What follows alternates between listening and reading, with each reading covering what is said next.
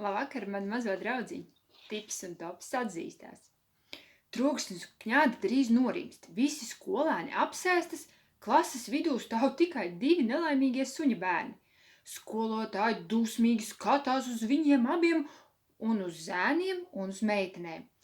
Tips un tops arī skatās. Viņi skatās, kurā kaktā ir slota. Nē, slots nav. Bet kur ir žagaru kaudzīta plīts priekšā?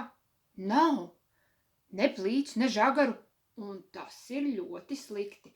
Tās vismaz zināmas un pierastas lietas, bet tagad viņi dabūs redzēt kaut ko briesmīgāku. Fii, iesmilts tipsis, aizmiedz acis un nogulsts uz vēdera, lai tad notiek, kas notikdams. Topsis dara to pašu, bet skolotāji vēl ar vienu dusmīgi raugās apkārt. Zēni, kam pieder šie suņi, viņi jautā. Neviens neatbild. Trīpsis drusciņi paver acis. Nē, nekas nenotiek. Zēni, es jautāju, kam pieder šie suņi? Arī Topsis paver acis.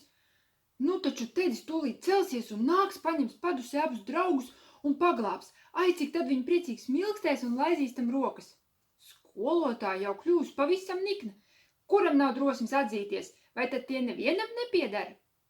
Kā tad nepiedara? Tie taču ir Teda suņi, Teda labākie draugi. Tīpsis un Topsis trūkstas augšā un astas priecīgi luncinādam pieglaužas pie Teda kājām. Redziet, bērni, kā iznāk, saka skolotāji.